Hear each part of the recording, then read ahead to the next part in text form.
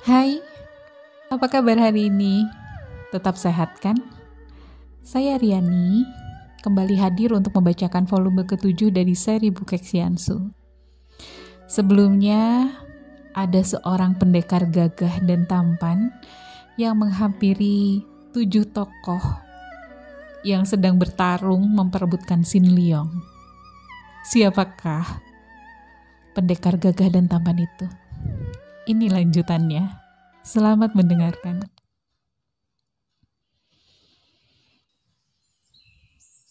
Bangsat kecil, engkau siapakah berani mencampuri urusan kami dan memaki kami? Bentak Pat Yu Kai Ong sambil mengusap pundaknya yang berdarah.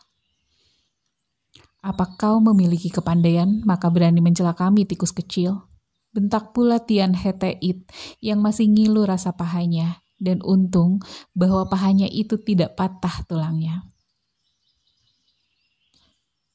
Laki-laki itu melangkah maju menghampiri mereka dengan langkah tegap dan sikap sama sekali tidak takut, bahkan wajahnya itu berseri-seri memandang mereka seorang demi seorang. Setelah berada di tengah-tengah sehingga terkurung, kemudian dia berkata, "Tadinya aku hanya mendengar bahwa ada seorang anak baik terancam oleh perebutan orang-orang pandai di dunia Kang'ao. Ketika tiba di sini dan melihat lagak kalian, mau tidak mau aku masuk karena hatiku memang penasaran menyaksikan gerakan kalian yang sungguh-sungguh masih mentah. Ilmu tongkat dia itu tentu Pat Mo Tung Hoat yang berdasarkan ilmu pedang Pat Mo Kiam Hoat," katanya sambil menuding ke arah Pat Yu Kai Ong. Raja pengemis itu terkejut sekali melihat orang mengenal ilmu tongkatnya, padahal tadi mereka bertuju bertanding dengan kecepatan luar biasa. Bagaimana orang ini dapat mengenal ilmu tongkatnya? Dan ilmu tongkat dia itu lebih lucu dan kacau lagi, meniru gerakan Cao Ce Tian, si Raja Monyet. Akan tetapi kaku dan mentah, tidak pantas menjadi gerakan Raja Monyet, pantasnya menjadi gerakan Raja Tikus, katanya pula sambil menuding ke arah Tiantok. Brak! Batu besar yang berada di samping Tiantok hancur berantakan karena dipukul oleh tongkatnya. Dia marah sekali mendengar ucapan yang dianggapnya menghina itu. "Manusia lancang, berani kau menghina Tiantok," bentaknya, dan tongkatnya sudah diputar hendak menyerang. Akan tetapi orang itu membentak, "Berhenti!" Dan aneh, suaranya demikian berwibawa sehingga Tiantok sendiri sampai tergetar dan menghentikan gerakan tongkatnya. "Aku melihat kalian masing-masing memiliki kepandaian khusus, namun masih mentah semua. Aku tidak berbohong, dan kalau tidak percaya, marilah kalian maju seorang demi seorang. Akan kuperlihatkan kementahan ilmu silat kalian yang kalian pergunakan dalam pertandingan kacau balau tadi. Hayo, siapa yang maju lebih dulu akan kulayani dengan ilmu silat kalian sendiri." Ucapan ini lebih mendatangkan rasa heran dan tidak percaya daripada kemarahan. Maka Pat Yu Kai Ong melupakan pundaknya yang terluka. Cepat dia sudah meloncat ke depan, melintangkan tongkatnya di depan dada sambil berseru, "Nah, coba kau buktikan kementahan ilmu tongkatku."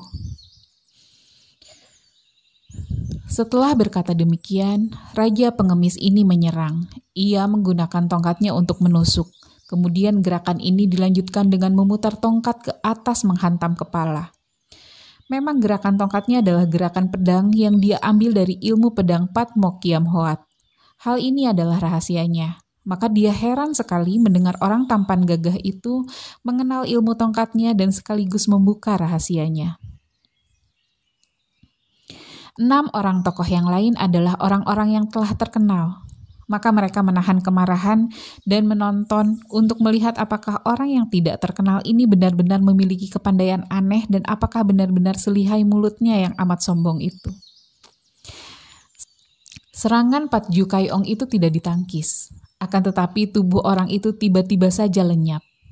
Semua orang kaget dan bengong melihat betapa tubuh orang itu tahu-tahu telah melayang turun dari atas pohon. Di tangannya terdapat sebatang cabang pohon yang daunnya telah dibersihkan. Demikian cepatnya dia tadi meloncat sehingga tidak tampak, dan entah bagaimana cepatnya tahu-tahu dia telah membuat sebatang tongkat yang ukurannya sama dengan tongkat yang dipegang Pat Ju Kai Ong. Begitu dia turun, Pat Ju Kai Ong telah menyerangnya dengan kemarahan meluap.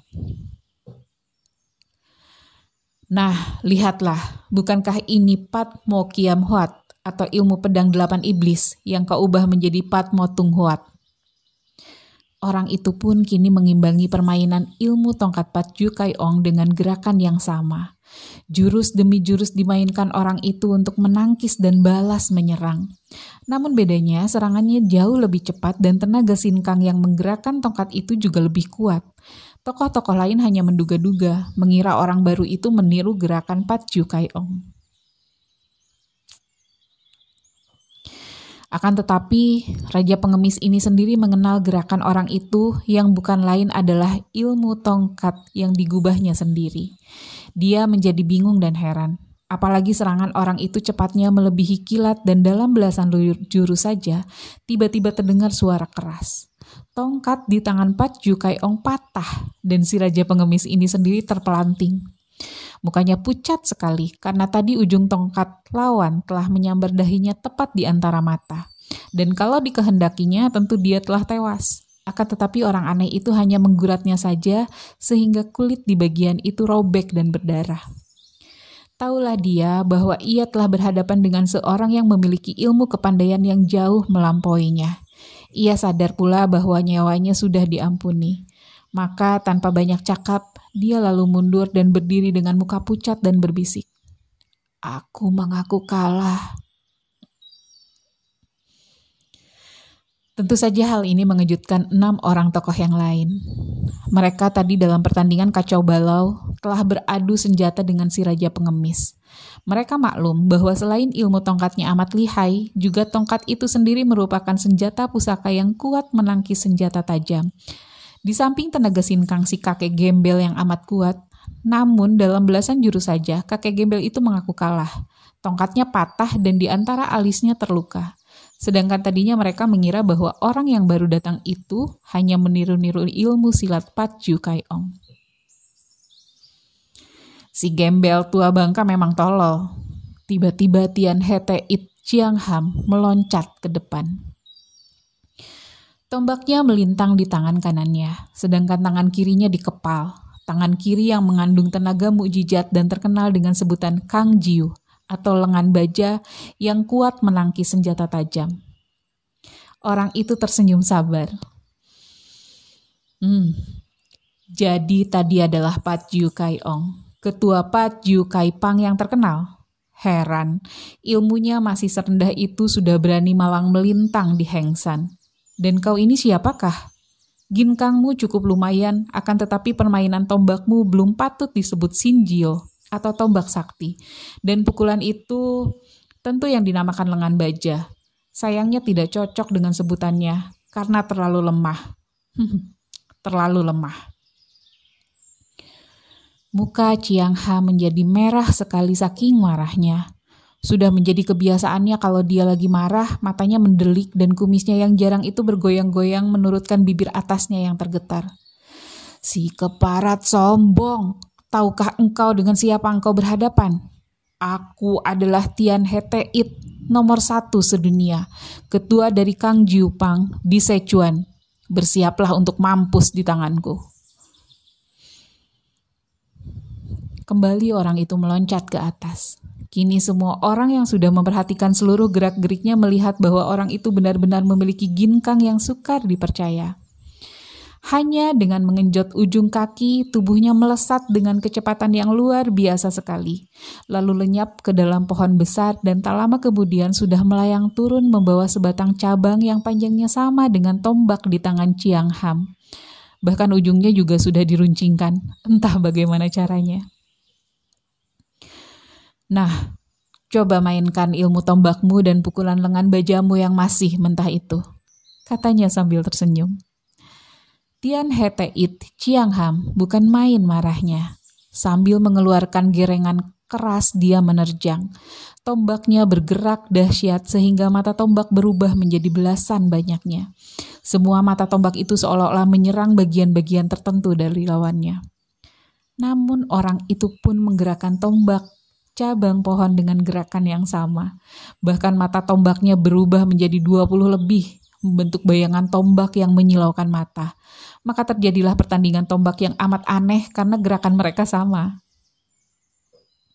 Dapat dibayangkan betapa kagetnya hati Tian Hete It Chiang Ham. Ilmu tombak itu adalah ciptaannya sendiri dan selama ini belum pernah diajarkan kepada siapapun juga. Merupakan kepandaian khasnya yang ampuh. Akan tetapi sekarang dia melihat orang ini memainkan ilmu tombaknya dengan gerakan yang lebih cepat dan lebih kuat. Marahlah dia. "Setan kau!" dia memaki. Kini tombaknya membuat lingkaran besar menyambar-nyambar di atas kepala lawan, sedangkan lengan kirinya melakukan pukulan maut karena lengan itu seolah-olah merupakan sebuah senjata baja yang kuat.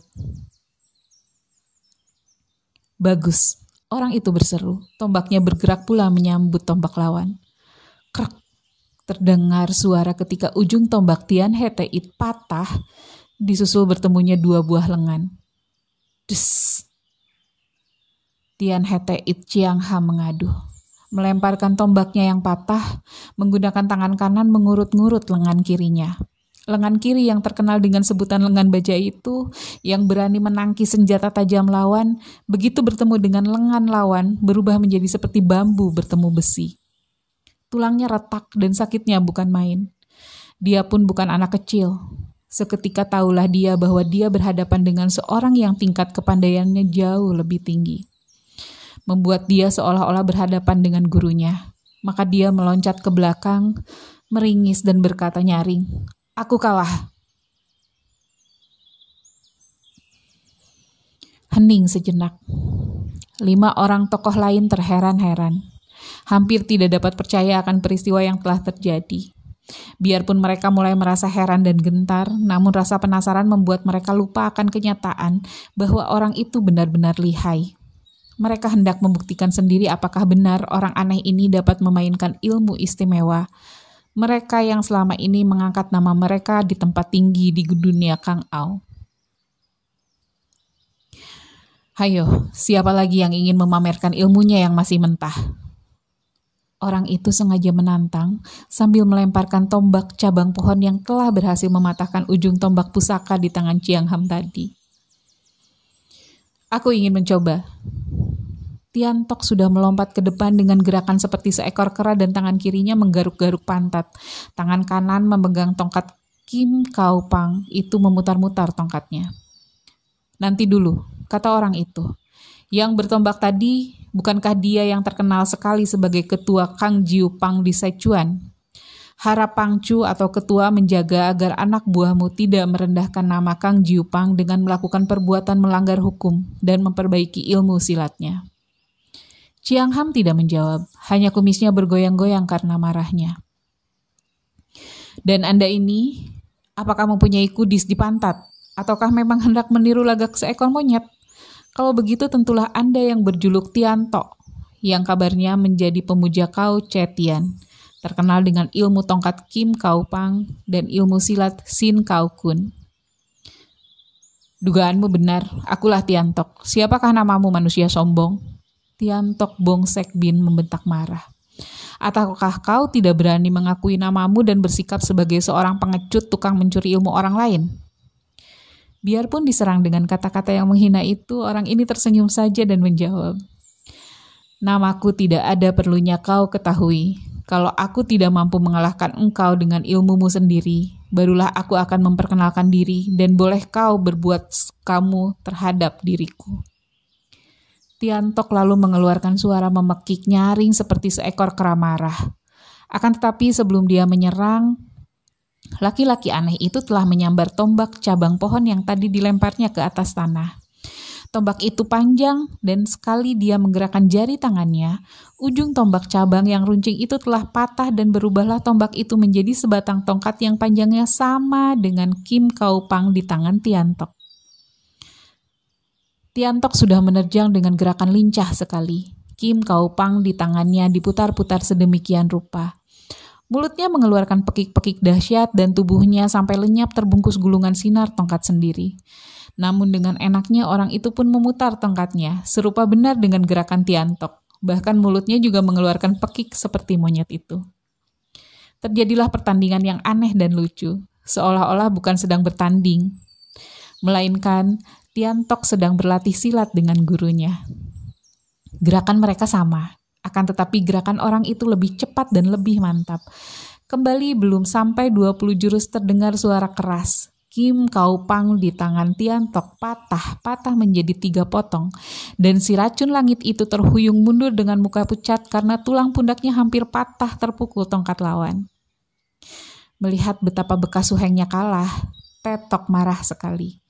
Siang Kiam di punggungnya telah dicabutnya dan tanpa banyak cakap lagi dia telah meloncat maju. Keluarkan senjatamu manusia licik, akulah Tetok, hayo lawan Siang Kiamku ini, kalau kau memang gagah. Orang itu menjura. Aha, kiranya Tetok Siang Kuan Hao yang terkenal. Kulihat tadi ilmu pedangmu adalah pecahan dari Hui Liong Kiamsut, dan kau pandai pula menggunakan ilmu silat Pek Lui Kun. Akan tetapi seperti yang lain, gerakanmu masih mentah. Tak usah banyak cakap, lawanlah ilmuku, bentak Tetok dengan marah dan dia sudah menerjang maju.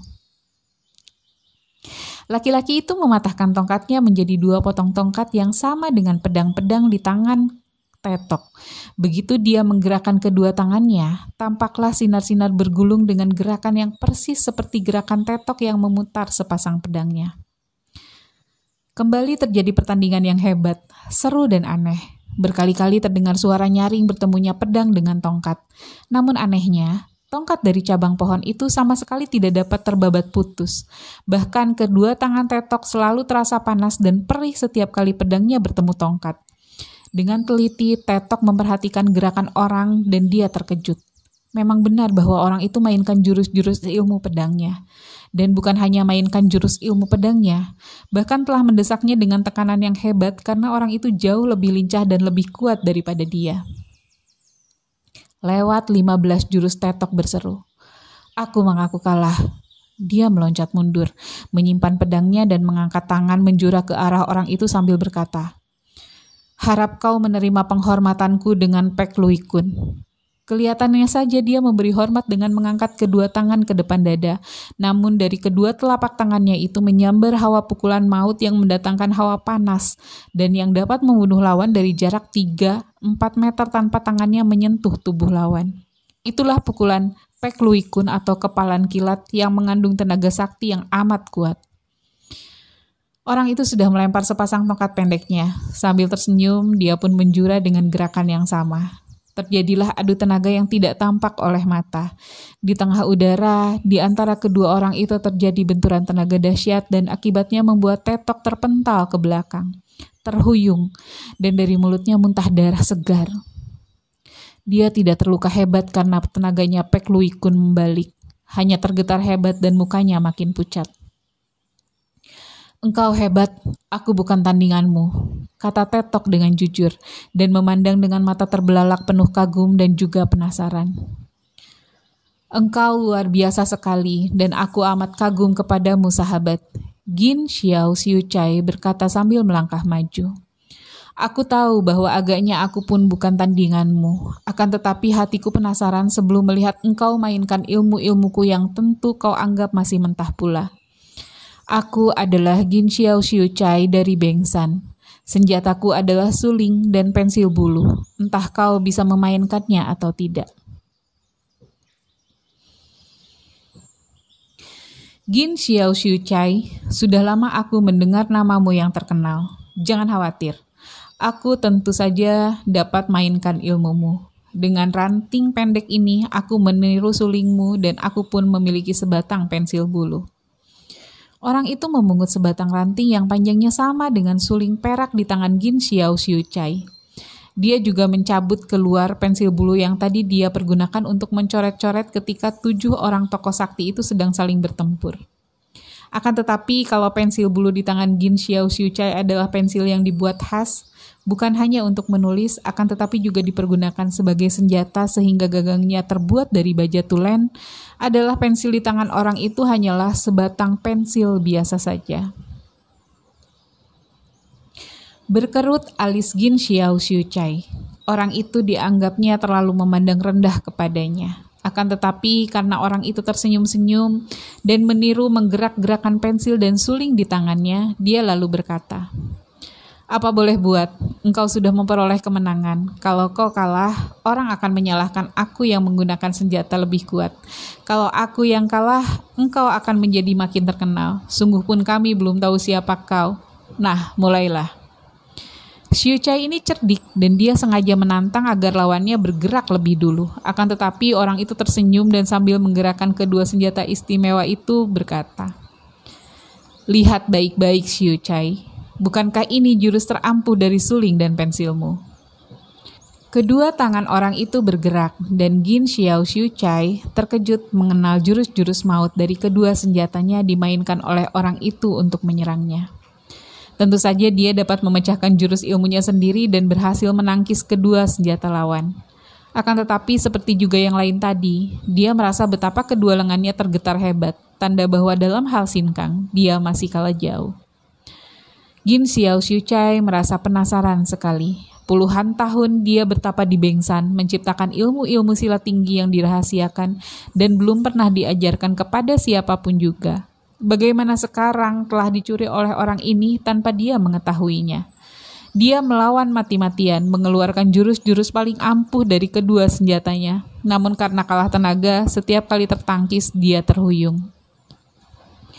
Seperti juga yang lain, dia tidak mampu bertahan lebih dari 20 jurus. Terdengar suara keras dan kedua senjatanya itu, suling dan pensil, patah-patah ketika bertemu dengan senjata lawan yang sederhana itu. Dia meloncat ke belakang, menjura dan berkata, "Kepandaian Tai Hiap atau pendekar besar memang amat hebat. Aku yang bodoh mengaku kalah." Orang itu tersenyum dan memuji. "Tidak percuma julukan Gin Xiao Xiu Chai karena memang hebat kepandaianmu." Ucapan itu dengan jelas menunjukkan kekaguman, bukan ejekan. Maka Gin Xiao Xiu Chai menjadi makin kagum dan terheran-heran. "Sekarang tiba giliran Pinto untuk kau kalahkan, sahabat yang gagah. Akan tetapi, karena sepasang senjata Pinto adalah hutim dan kipas, yang tentu saja tidak dapat kau tiru, bagaimana kalau kita bertanding dengan tangan kosong? Hendak kulihat apakah kau mampu mengalahkan Pinto dengan ilmu silat tangan kosong Pinto sendiri." Orang itu masih tersenyum. Akan tetapi diam-diam ia terkejut. Tak disangkanya Tosu ini amat cerdik. Dia belum pernah melihat Tosu ini memainkan ilmu silat tangan kosong. Bagaimana dia akan dapat menirunya? Akan tetapi dengan tenang dia menjawab, "Tentu saja saya akan melayani kehendak Totiang. Akan tetapi sebelum bertanding, saya harap Totiang tidak keberatan untuk memperkenalkan nama." "Xian Chai, Anda licik sobat. Semua orang hendak dikenal namanya. Akan tetapi engkau sendiri menyembunyikan nama. Baiklah, Pinto adalah Lam Hai Seng Jin yang berkepandaian rendah." "Ah, kiranya Tochu, majikan pulau dari Pulau Kura-Kura. Telah lama mendengar nama Totiang. Girang hati saya dapat bertemu dan bermain-main sebentar dengan Totiang." Nah, siaplah. Lam Hai Seng Jin sudah memasang kuda-kuda sambil memandang tajam ke arah lawan, karena dia ingin sekali tahu apakah benar lawan ini akan dapat menjatuhkan dia dengan ilmu silatnya sendiri. Diam-diam orang itu memperhatikan dan tersenyum. Dia pun lalu memasang kuda-kuda yang sama, kuda-kuda dari ilmu silat tangan kosong Bian Sin Kun atau tangan kipas sakti. Semacam ilmu silat yang berdasarkan sinkang tinggi sekali tingkatannya sehingga telapak tangan menjadi halus seperti kapas, namun mengandung daya pukulan maut yang dahsyat sekali. Tosu itu sudah menerjang dengan pukulan mautnya. Tampak olehnya lawannya mengelak cepat dengan gerakan aneh. Sama sekali bukan gerakan ilmu silatnya.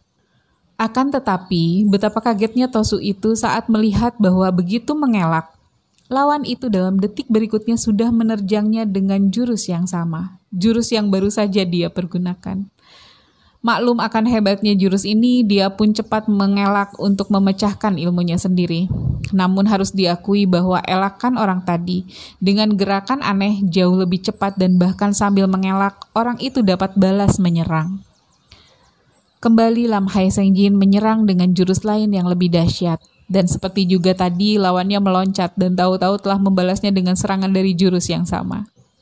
Tentu saja dia dapat pula menghindarkan diri dan makin lama dia menjadi makin penasaran. Dikeluarkan semua ilmu simpanan, jurus-jurus maut dari Bian Sin Kun, sampai 8 jurus banyaknya. Semua jurus dapat dihindarkan orang itu dan tiba-tiba orang itu berseru, "Totiang, jagalah serangan ilmu silat Bian Sin Kun." Dengan gencar, kini orang itu menyerangnya dengan jurus-jurus yang tadi sudah dikeluarkannya, 8 jurus paling ampuh dari Bian Sin Kun. Karena gerakan orang itu cepat bukan main, Lam Hai Seng Jin sama sekali tidak mendapatkan kesempatan untuk balas menyerang, sehingga dia terancam dan terdesak hebat oleh ilmu silatnya sendiri. Biarpun dia tahu bagaimana untuk memecahkan jurus-jurus serangan dari Bian Sin Kun, namun karena kalah tenaga dan kalah cepat, akhirnya punggungnya kena ditampar dan dia terpelanting. Mukanya pucat dan dia harus cepat-cepat mengatur pernapasannya agar isi dadanya tidak terluka. "Sian Chai, engkau benar-benar seorang manusia ajaib." Akhirnya dia berkata sambil bangkit perlahan-lahan. "Lepaskan aku." Tiba-tiba terdengar seruan halus dan semua orang menengok ke arah Sin Leong dan melihat betapa anak ajaib itu telah dipondong oleh lengan kiri Kia Mo Chai Li. "Hei, lepaskan dia!" 6 orang kakek sakti maju berbareng. "Mundur!"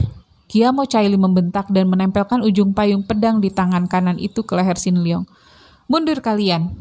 Atau kalau tidak, dia akan mati." Melihat ancaman ini, 6 orang itu terpaksa melangkah mundur semua. Laki-laki aneh itu memandang dengan sinar mata berkilat. Kemudian dia melangkah maju. Suaranya halus namun penuh wibawa ketika dia berkata, "Kia Mo Chai Li, lepaskan bocah yang tidak berdosa itu." "Enak saja kau, mundur, atau dia akan mampus di ujung payungku." Dia menempelkan ujung payung yang runcing itu ke leher Sin Leong yang tak mampu bergerak dalam pelukan lengan kiri yang kuat itu.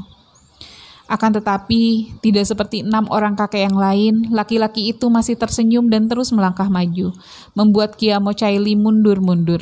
Sepatah demi sepatah, laki-laki itu kemudian berkata, "Bocah itu tidak ada hubungan apa-apa dengan aku.